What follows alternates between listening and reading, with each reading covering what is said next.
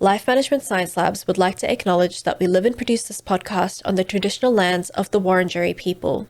We'd also like to acknowledge the traditional owners of the lands of our listeners and our international colleagues. We'd like to pay our respects to their elders, past, present, and emerging.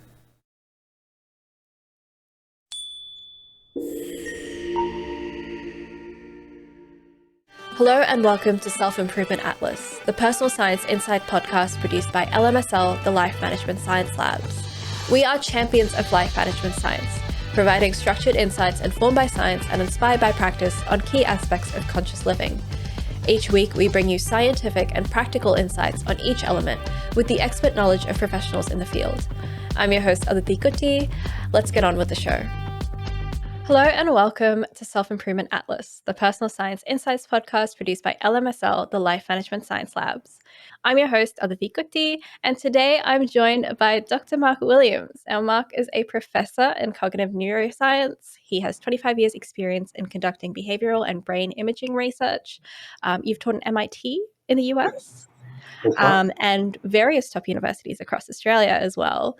And you worked a lot with rethinking the brain. He also runs programs and organizations to improve productivity, innovation, and mental health. And you have a book coming out next year, The Connected Species. That's right. I just got a book for that, so that's very exciting. Although a lot of work.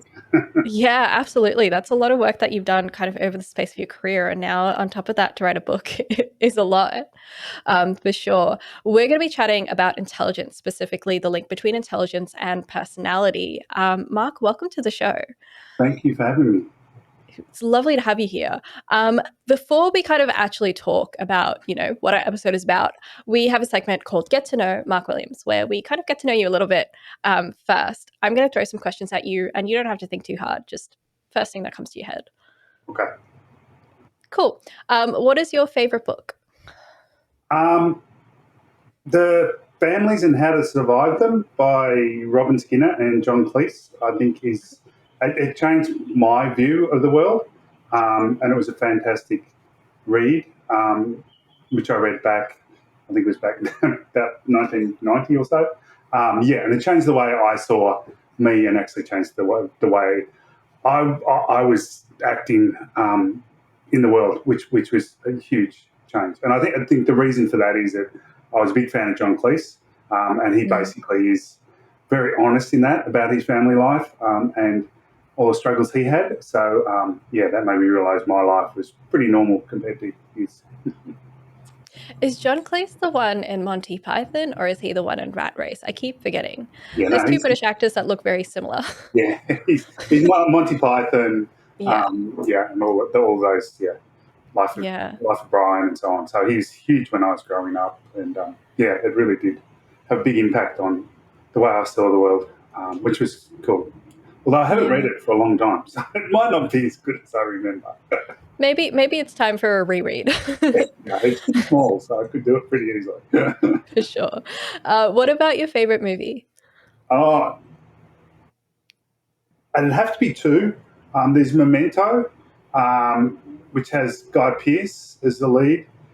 And I actually went to school with Guy Pearce, who was a year older than me, but that's not why I like it. The reason I like it is that it's an amazing depiction of aphasia, so not aphasia, of memory issues. And so it actually goes through his life both in reverse order and in normal order, and one's in black and white and one's in colour.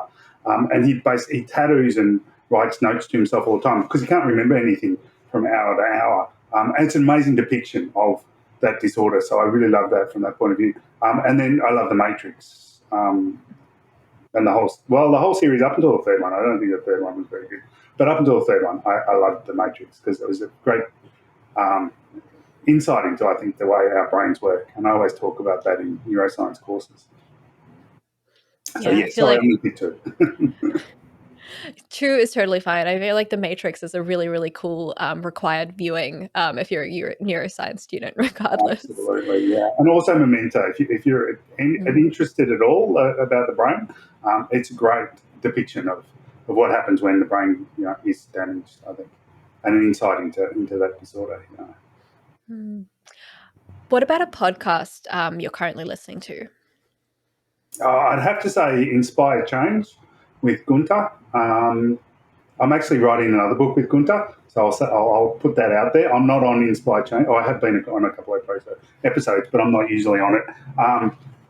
But yeah, I think it's a great podcast. He's very insightful, which is why I'm writing the book with him, and a great guy. So I've got to say that one. For sure. What about a famous role model that you've looked up to? So I'm going to go with two living ones. I mean, there's lots of dead ones, of course, that I could mention, which are awesome. But I'm going to go with two living ones because I think that's a fairer. One would be Dwayne Johnson, The Rock. I think he's absolutely amazing.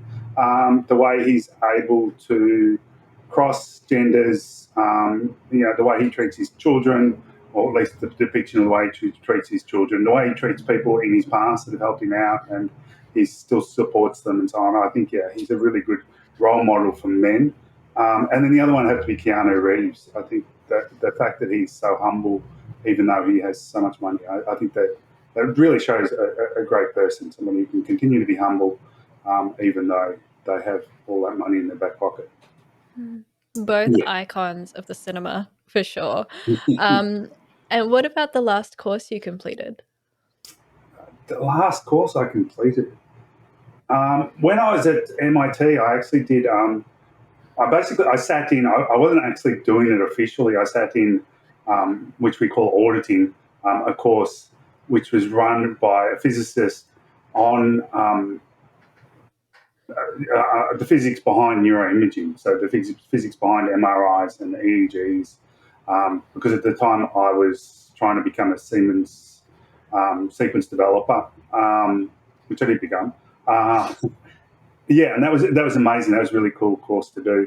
To be learning from the best and from the people who were right at the cutting edge of neuroimaging at the time. It's a fantastic course. But I wasn't actually doing it. I was auditing it. But it's basically the same thing. If you're sitting in on it, you can still learn a lot from it. Oh, absolutely. I think you'll learn more because you don't have to worry about exams and all those sorts of things. You take more. Absolutely. Absolutely. All right, now we have gotten to know you, Mark. We will move on to our interview segment, where we talk a lot more about our topic for today, which is the link between intelligence and personality. But I guess, starting kind of at the very top of what our podcast is about, which is personal development, how would you define personal development? I define it very broadly. Being a neuroscientist and working a lot, I work a lot with schools and businesses, and my main emphasis is the fact that we now know that our brains are plastic, so our brains are constantly changing, and so everything you do is going to change your brain. And so I see personal development as everything we do. Everything we do actually changes our brain, and therefore results in changes in what we're going to do tomorrow. And how we're going to move on. And so, I see personal development as everything we're doing and everything we're not doing, because I think that's one aspect of neuroplasticity that we don't think about a lot, and that is that if anything you're not doing is actually going to result in atrophy of your brain. So your brain's going to decrease its ability to do those things that you're not doing constantly. It's just like a muscle, and so you either use it or you lose it. And so, I think personal development is about everything we do every day, because that impacts on what we're going to be able to do tomorrow, both positively and negatively. And I think I know a lot of people see it much more narrow than that, but I'm a big advocate. Whenever I work with organisations, it's always about the people are more than just what they do in their jobs. And what they do outside their jobs is going to impact what they can do in their jobs just as much as what they're actually doing in their jobs. So we need to see people as wholes, 24 hours a day, and how we can do that better. So I would say everything. Yeah, we're also big advocates for kind of the big picture kind of version of personal development. And I think, what I've learned so far is that you can't really pigeonhole it into any one tight definition. You kind of have to take everything, a holistic approach almost. Yeah, absolutely. Absolutely. Yeah. It is such a, I get frustrated with people who think that you can just do one thing. You can download an app and you can do some so-called brain training thing, and therefore you're going to get smarter. It just doesn't work that way. It's everything we do, and it's who we are, and so we need to think of personal development much more broadly than some people currently do. For sure. What do you feel are the main challenges in personal development? I think the biggest challenge for all of us at the moment is devices. I think having a computer in our pocket means that we're not doing anywhere near enough, what we could call personal development, or just doing stuff. We spend way too much time on devices, whether it be computers, laptops, iPads, phones, and we don't spend enough time socializing or doing the things that are actually really important. So I think that's the biggest hurdle we have at the moment, and I don't think putting personal development apps on phones is going to remedy that. I think it's going to make it worse. I think we need to become more aware of that, especially for the next generation, because we bless you. Am I allowed to say that? I'll go on. We're giving these devices to kids at younger and ages, which is a terrible experiment that we're doing on these kids. And we don't know what the outcome of it's going to be, but we do know that it's affecting their neural development, their brain development. And we do know that it's affecting their ability to communicate with people. We know it's affecting their ability to empathize with people. And all of these things are 21st century skills that we're going to need. And we're going to need these kids to be able to do this once they become adults. So what's going to happen, I don't know. But yeah, I think definitely devices are our biggest issue in society overall. For sure, yeah. I think it's very, I get that way sometimes too, where sometimes I just need to disconnect from my device if I want to fully focus, especially on myself, and kind of for example, I'm a big journaler. So when I'm writing down my plan for the day, my task for the day, I have to do it on a notebook. I can't do it on an app or a phone because I feel like it's just impeding me so much. Yeah, big congratulations. It's what we should all be doing. That's what I do constantly. And we know that you remember more if you write things on paper than if you type. We know you remember more if you read things on paper than if you read them on a screen. So it's really important to do those things. Plus, we know being on a screen creates stress, right? We get increased cortisol levels when we're on a screen, regardless of what we're actually doing, even if we're doing things that we think we're enjoying, we get increased stress associated with that. So, we can't relax when we're on the screen. We need to get off the screens and we need to be doing those things. And I think organizations play a big part in that, because a lot of organizations will be emailing, and a lot of leaders, because I work with a lot of leaders will be emailing their employees at 2:00 in the morning, 3:00 in the morning, and expecting responses, or not even expecting responses from them. But what they're doing is they're telling their employees, you should be doing this too. If you want to be at my level, then you've got to do this as well. And I think leaders need to also realize that they're leading, and so therefore they need to be getting off their devices and spending time with their families and doing all those important things so that they can be better leaders when they're actually at work. And so their employees are getting off the devices and doing those things. Yeah, for sure. Now, kind of before we get distracted with all of that, back to kind of our topic, how do you define intelligence? Yeah, it's a really hard thing to define. We've been trying to define it for, since Aristotle. And it's extremely difficult to define, and you can define it really narrowly as somebody, the ability to learn and then use that information to come up with new ideas, or you can use it really broadly and say somebody who's adaptable, right? Intelligence is anybody who's adaptable and can adapt to the environment, and the level that of your intelligence will change based on the environment that you're in. Some people are going to be seen as really intelligent, if they're out in the wilderness, but not so if they're in a role in banking, for example, or someone who would be seen as really intelligent as CEO of a banking corporation is not going to be very intelligent when they're out in the wilderness and actually trying to survive. So intelligence, I think, in the way I see it, is adaptability, is how adaptable you can be in the environment that you're actually living in at that time. That's a really good way of putting it, because I feel like intelligence is either, you're really smart in terms of like academic ability, for example, or your ability to be street smart tends to be another thing that people kind of measure. But looking at it as kind of varying, just your ability to adapt to various situations, I feel is a really good way and a much more broad way of kind of looking at it. I think that that's much more inclusive almost. Yeah, and I mean, I come from academia where we would see year 12 students who would get amazing marks when they're at school. So they'd be seen as academically very, very smart. And then they drop out within 6 months university because they couldn't actually cope because the environment's different and they're expected to do things on their own and they're expected to collaborate and they're expected to do assignments independently and all these things. And all of a sudden they can't do that.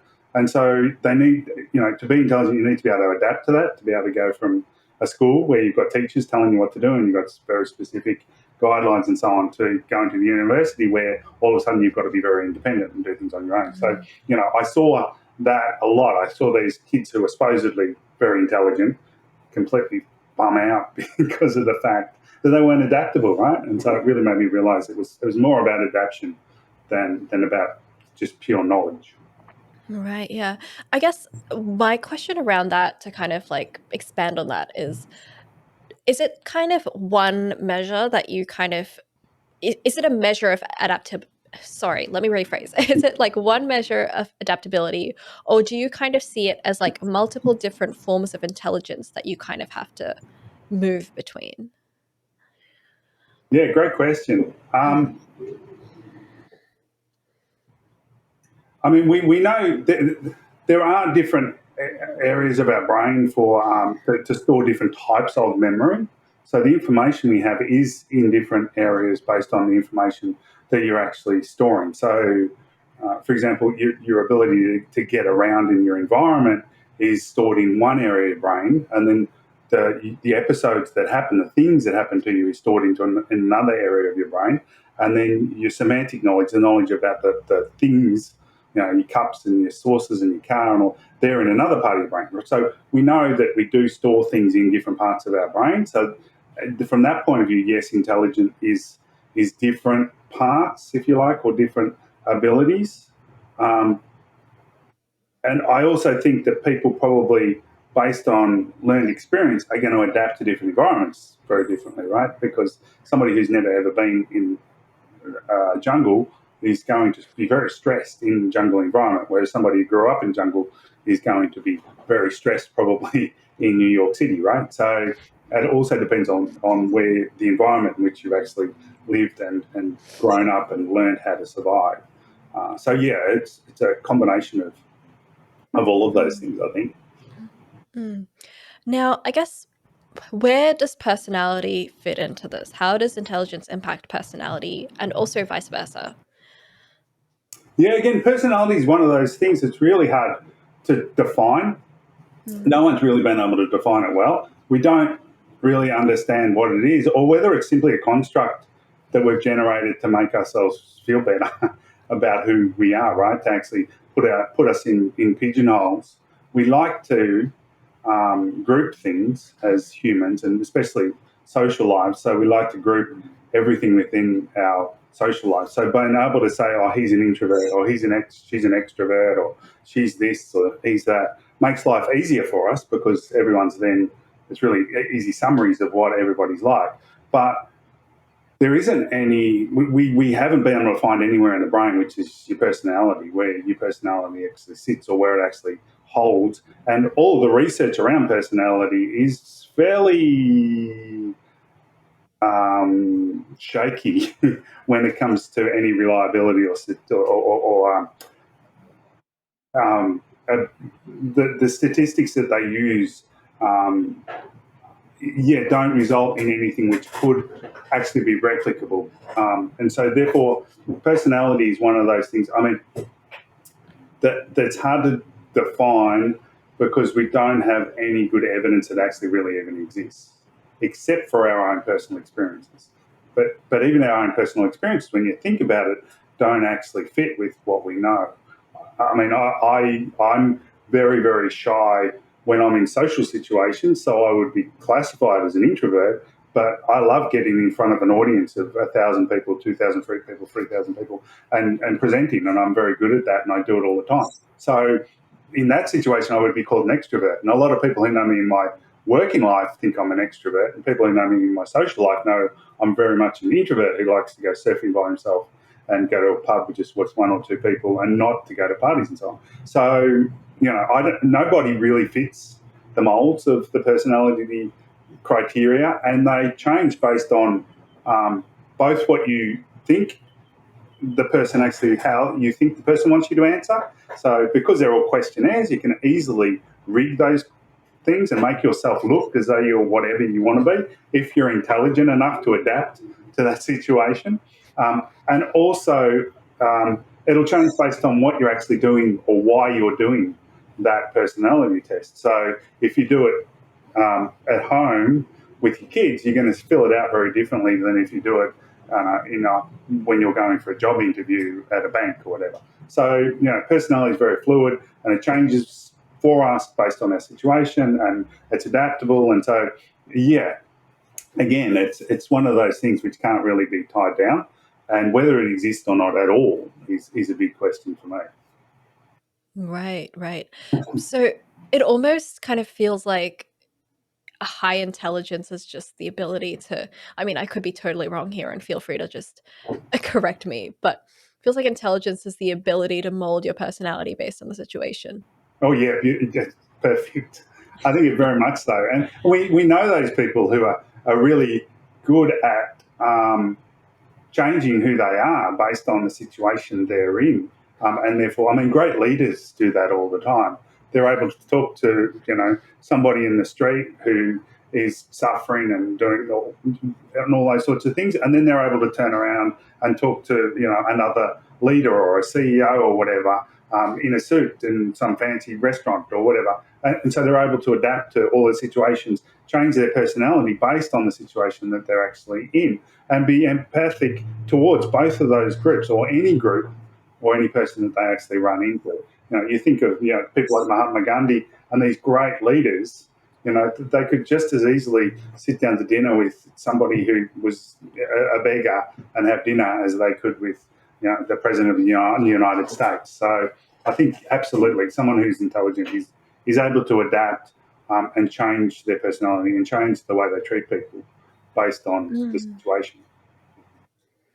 That's really interesting. Okay, so I guess, we have been discussing now this idea of intelligence as the ability to adapt. How do you feel like do you feel like it's possible to use intelligence to predict someone's educational competency, either like in daily life or education, or is that just not the way it works? Yeah, that's again, it's a good question. It's an interesting thing to think about. So to actually learn from anyone, you need to actually connect with them first. And so being able to connect with someone is the number one criteria for any learning to occur, whether it's a teacher or it's an influencer or it's a leader in an organization or whatever. You've got to have that connection first, because if you don't have that connection, you don't feel as though you're part of that person's in-group, or some people like to call it their tribe, but I don't think that actually captures what it is. But you're not part of their in-group. So when we're not part of someone's in-group, we actually hear what they say as more negative than it actually is. And we actually don't like them as much. We find them less attractive, and we're less likely to actually listen to what they're saying or actually learn from what they're actually saying. So being connected to someone is really the most crucial thing for learning. And so if you've got a personality which can adapt really easily, and therefore people will therefore like you, therefore you're more likely to actually get along well with teachers, and so therefore you're more likely to learn from them, or influences or whatever else. So yeah, if you're more adaptable, then yes, I think you're more able to learn, but you've still got to be able to connect with that person, which does usually come down to the fact that you are more adaptable, or you just happen to have similar personality to the person you're trying to learn from. So it's not a given, but I think it does help. It's almost like it's the person who's teaching or influencing that has to be more intelligent and adaptable in order to make someone else's educational competency work. Is that a controversial thing to say? Or No, I think that's perfect. I think that's one of the things we're missing in schools today. Most schools today and most organisations today that teach don't focus on the teacher. They focus more on the content and they focus on engagement. And so engagement is important for learning, but it's not the crucial aspect to learning.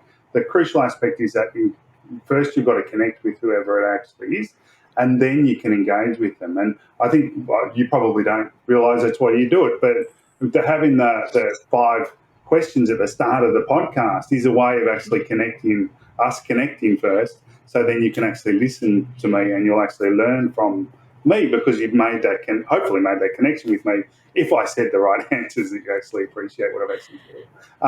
And whenever I do teaching with teachers or with executives and so on, the first thing I do is to have something which is about me as a person outside of what I'm actually teaching, so that they can connect with me, so that there's that relationship. But also, meeting them and greeting them and shaking hands and doing all those things, also to create that connection.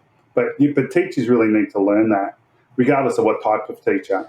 And I don't think we do. I think we focus way too much on engagement and not enough on that initial connection to resulting learning. Because if you don't get that, you're lost.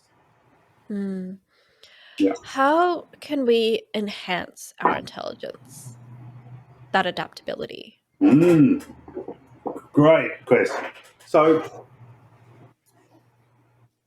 our brains are actually set up for socialization. So we as humans, most of our brain is actually there, and we have such a big brain to socialize. That's how we became the super species that we are today, is actually being able to socialize and collaborate with each other.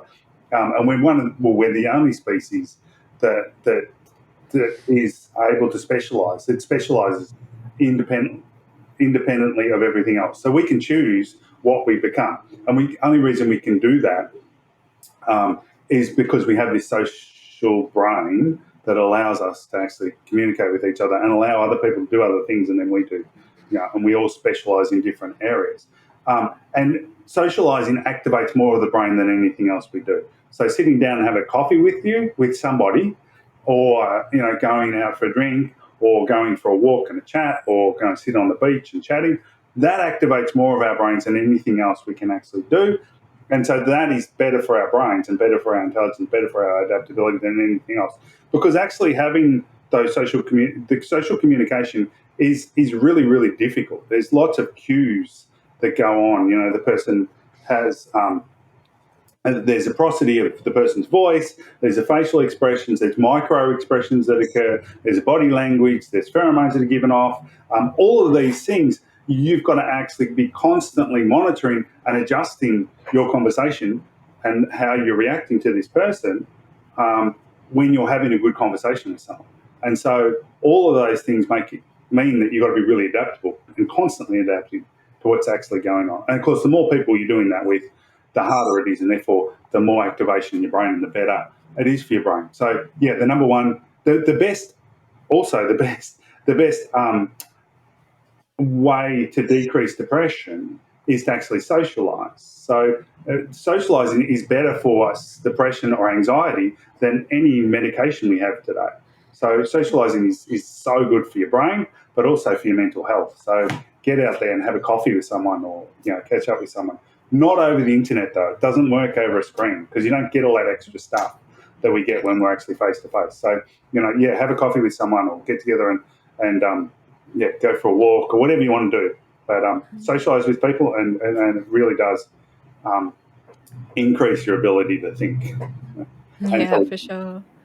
For sure. And I think that'll resonate for a lot of people who have kind of just come out of lockdown or perhaps have experienced lockdown in the past. Which brings me, I guess, to my next question is like, what are the challenges with kind of enhancing that intelligence? I mean, that's one of them, the obvious one.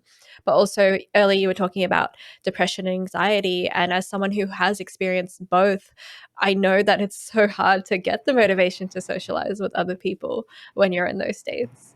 Yeah, it is. And most of the the therapies that we know work, like CBT, cognitive behavioural therapy, which is one of the few that there's good efficacy for, is all about that. It's all about, you've got to challenge your fear of going out and talking to someone by going out and talking to someone. Or, if you're not feeling like exercising, you've got to push yourself and actually start that and do that exercise. And so all of those therapies are around actually doing that, actually getting out there and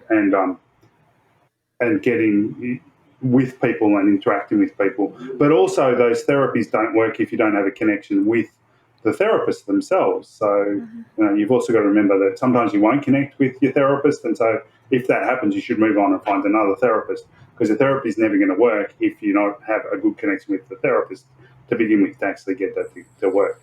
But yeah, all the research shows that therapy in those cases works really well, and then actually getting the person out and socialising continues to improve those things that are happening. But our biggest problem now is hybrid learning, or not hybrid learning. Well, hybrid learning, yes, sorry, hybrid learning, and these hybrid work situations where people are working from home, and they're alone and they're not having those interactions, and it's not good for the cohesion within teams, whether it be within classes or within teams at work. And it's not good for the mental health of the individuals themselves, because of the fact that they're isolated and they're on screens and they're not actually able to have those really important conversations and links with people. So if you're running a business and you have a hybrid situation, make sure that at least once a week or even twice a week you have situations where everybody gets together and actually has those social events, because it is so important. And there's so much research coming out now showing that at least twice a week is really important for businesses to actually get really good collaboration and innovation going with, and mental health across the organisation.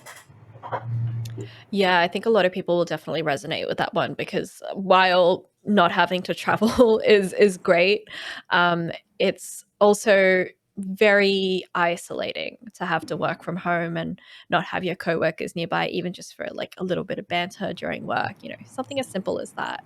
Yeah, and loneliness kills, right? We know loneliness actually kills people. A huge amount of research on the negative impact of being lonely.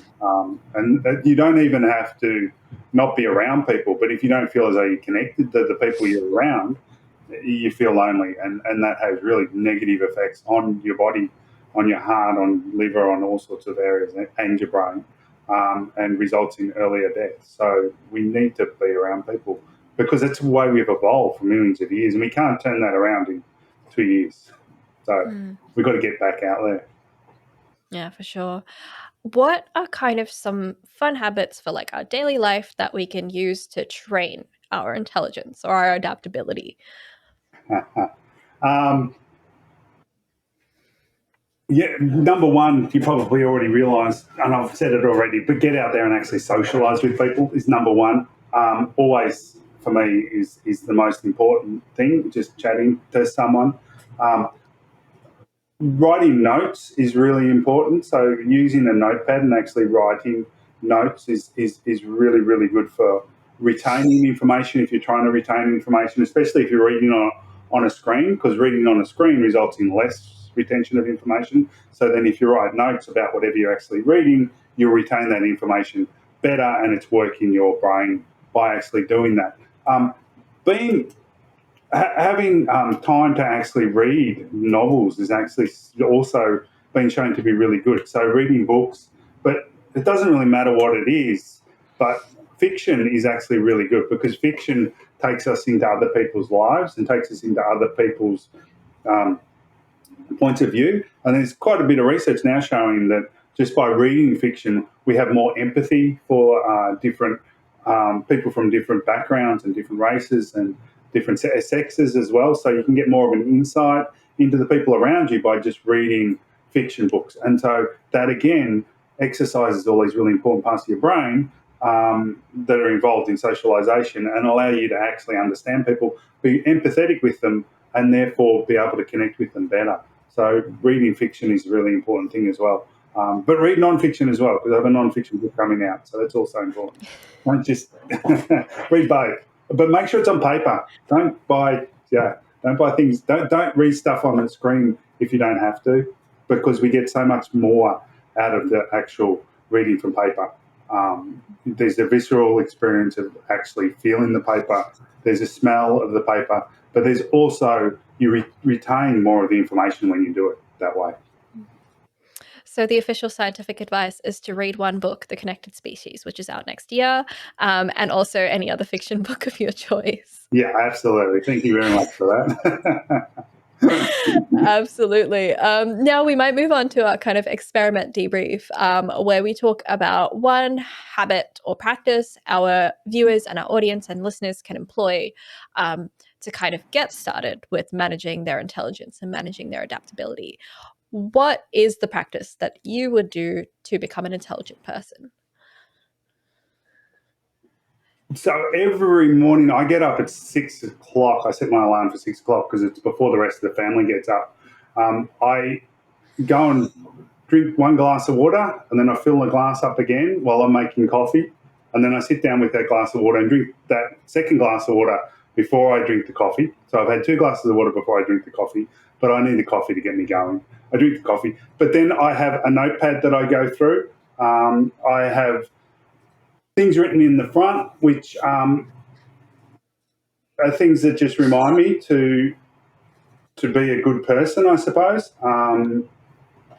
So some of the things I've written in the front are, which wolf are you feeding? So there's a little thing around that we all have 2 wolves inside us. One's a good wolf, one's a bad wolf, and you've got to constantly be thinking about which wolf you're actually feeding, which one you're actually looking after. And I read through that. I read through some of the things I've been thinking about, and then I write some notes to myself. So my form of journaling, there's lots of different ways of journaling, but that's my way of journaling, which is just notes on what I want to do, what I want to achieve, and I read some of the other stuff that I've read in the past. I do that for about 30 minutes, and then by then usually the kids are starting to get up and get ready for school. They're teenagers, so life gets chaotic after that. But it gives me half an hour to actually settle and get ready for the day. And I've drunk a cup of coffee, which means that my heart's going as well, and my head's going, and I'm ready for the day. And it makes a huge difference to my day because I get that little bit of time. And I don't touch a device before that 30 minutes is up. Because of course you don't want to be doing that. Of course. It's like a morning routine of sorts. It's like setting a time, and I really like that. Drinking 2 glasses of water instantly. Like that's a really good way of going about it. Yeah, I just think it helps me. Well, it helps my body just to clear itself a little bit after that day before and the night's sleep.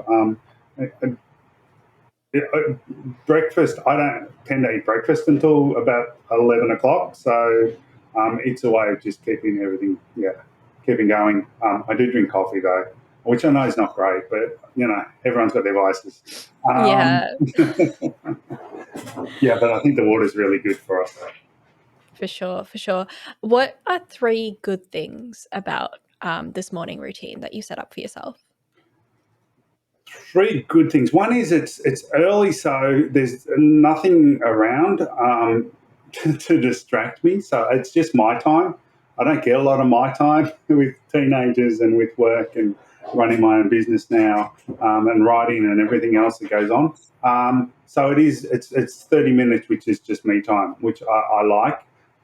It's also 30 minutes for me to reflect on what's happened in the past and what I want to achieve in the future, where I'm going, and so therefore what I'm going to achieve that day. We don't end up making big strides in our life if we don't first make those little tiny changes, and so it's just a chance to remember that I've just got to keep going, keep walking. What's that saying? A journey of 1,000 miles starts with the first step, or whatever it is. I think it's that reminder that that today I've just got to do what I need to do today, and there's not going to be any huge big bangs today, but it will end up in a big bang someplace. Yeah, incremental steps. I don't know why you were going to say, just keep swimming from Finding Nemo. For some reason, that was the first thing that came to my head. I should have. I should have. That would have been the one. Are there any challenges that you found in this practice? Yeah, like getting up at 6 o'clock. I must admit, I'm not an early morning person, which is why I need my coffee. So, I set the alarm and I just get up. I'm a big fan of habits and teaching yourself that you just need to do things.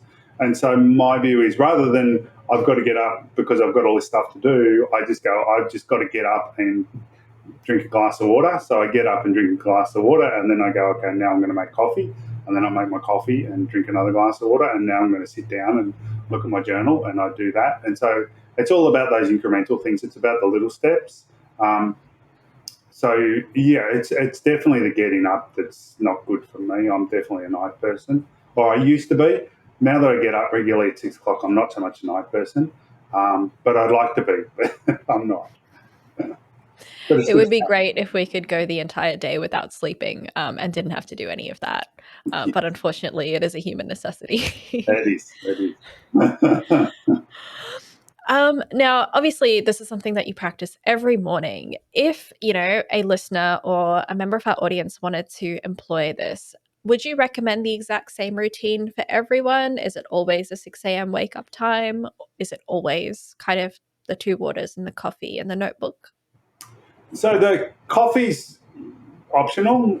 That's just because I'm addicted to coffee. You can do, you like tea, drink tea. If you like something else, probably don't go with Coca-Cola or anything like that. I'm not sure that'd be great at that time of the morning.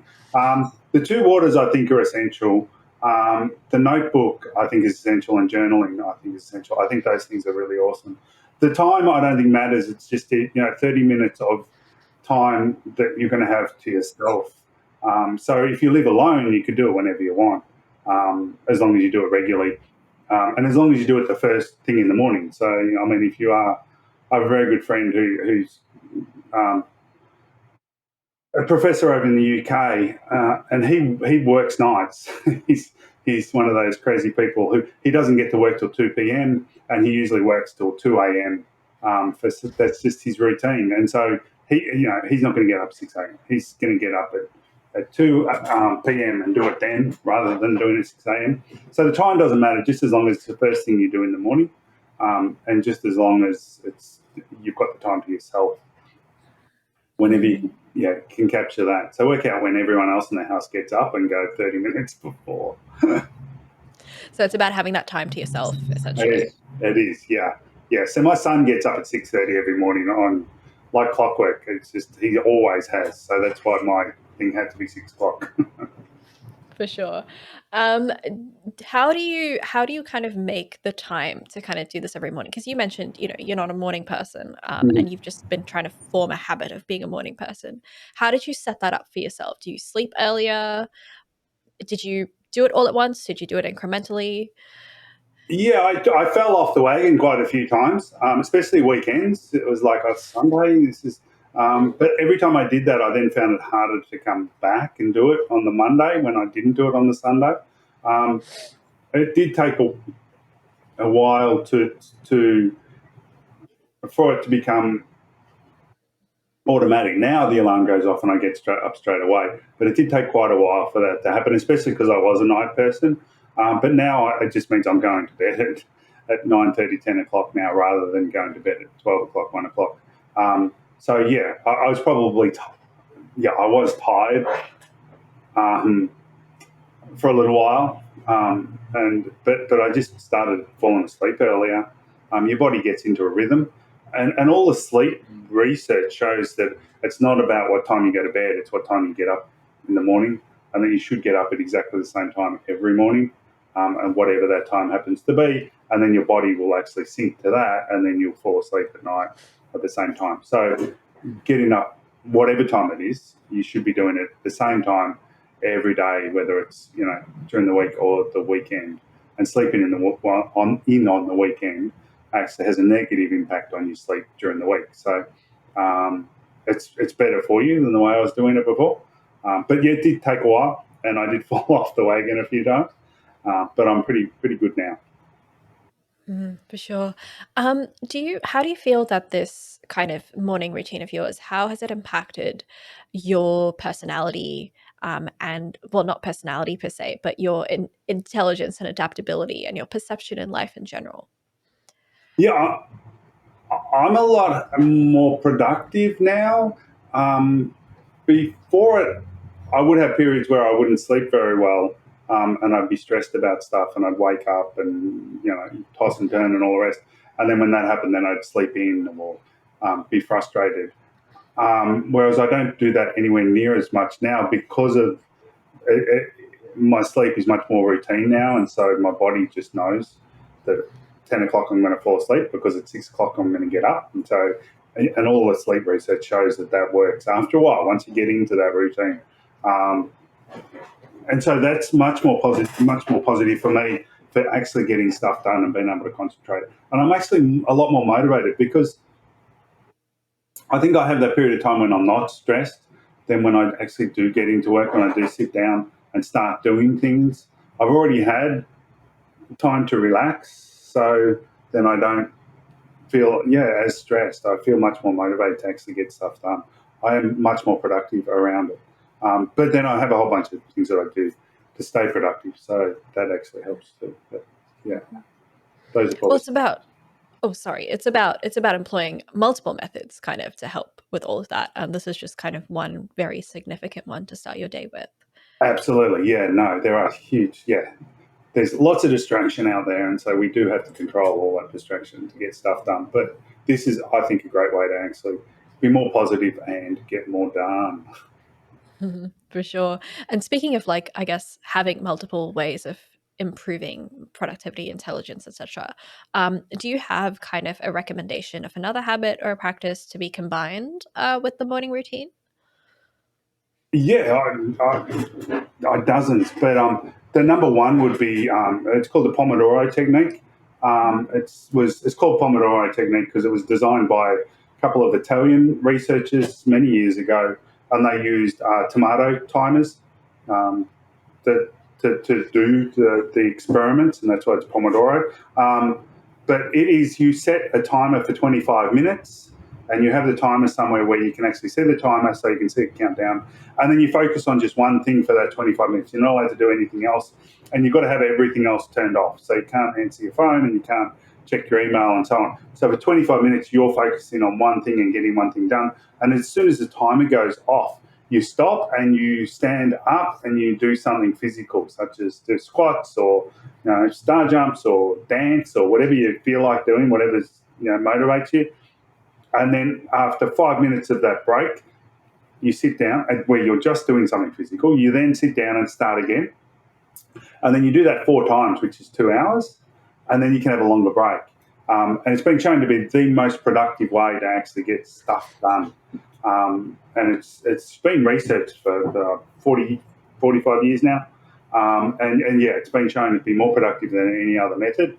Um, there's a couple of things that you got to watch. One is you've got to be able to see the timer because then you can actually see how much time you've got left. So if you're getting distracted or whatever, you can look at it and go, I've only got 5 minutes left. I'll concentrate for a bit longer. The other thing is you've got to stop at the 25-minute mark because if you stop at the 25-minute mark when you're in the middle of something, then when you do the physical work, then when you actually get back to start again, you'll start straight away because you stopped in the middle of something. So you'll keep going from where you were.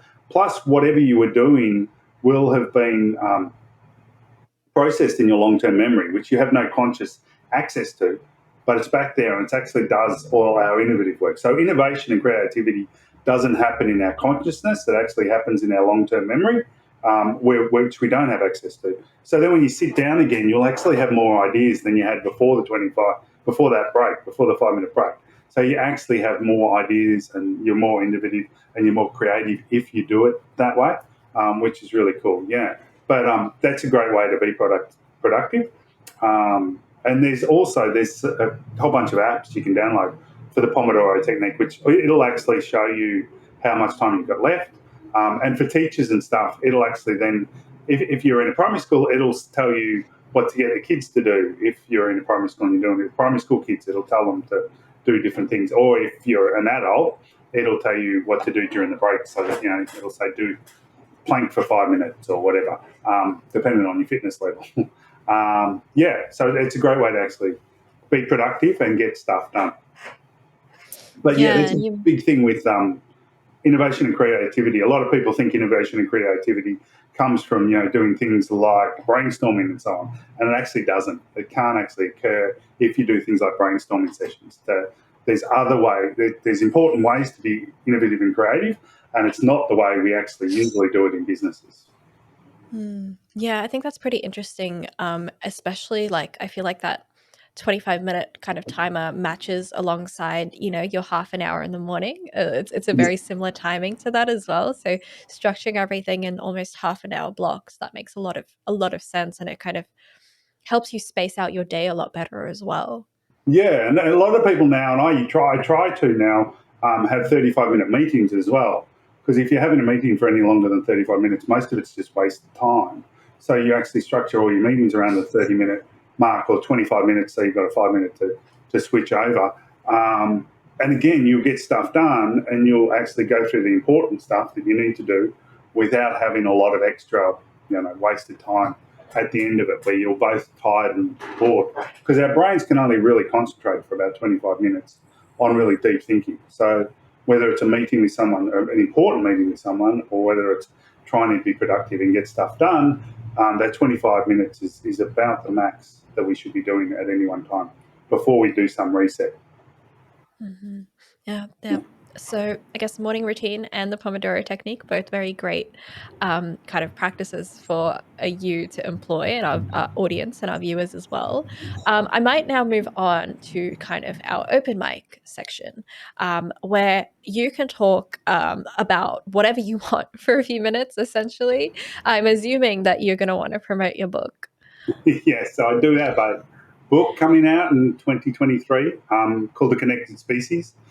It's all on a lot of the stuff we've been talking about and more, but it's basically about the fact that we have evolved as a social species, and the reason we have such large brains is because we started collaborating in bigger groups and greater groups, and that's how we've actually become this super species that's taken over the world. But now with things like devices, we're actually not collaborating and we're not connecting the way we need to, which is causing a whole bunch of problems, both mental health issues and physical health issues, and problems with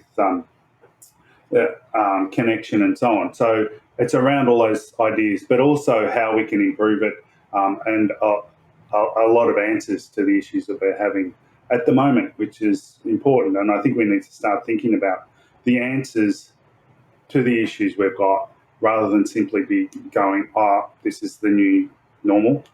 Because it can't be the new normal, because we're going to be all completely, I won't say a rude word, but we're not going to be in a good spot in 10, 15, 20 years' time if we continue the way we're continuing at the moment.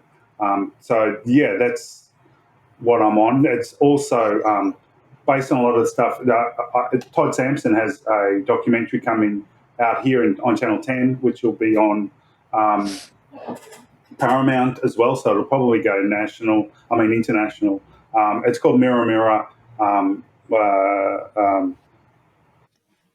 Hate and Love, or Love and Hate, which I'm on a lot of that documentary. I did a lot of stuff with Todd, and again, it's on a lot of these issues, and we need to change what we're doing, because it's not great where we're headed.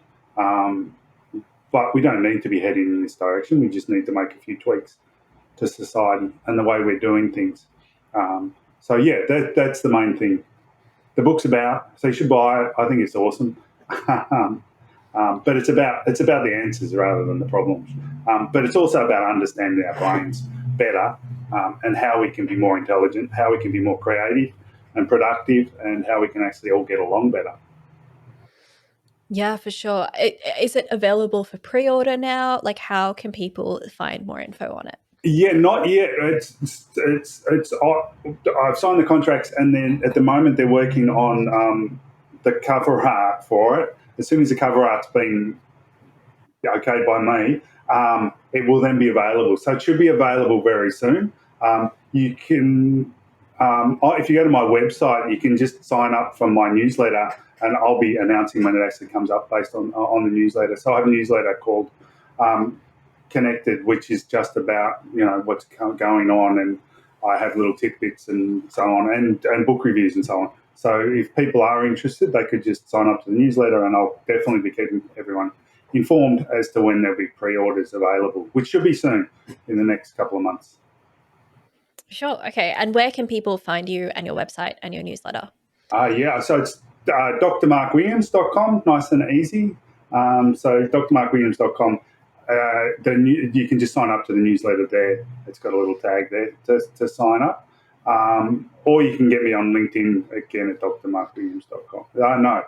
Dr. Mark Williams, if you just Google, search that. But the easiest place is, the website, drmarkwilliams.com.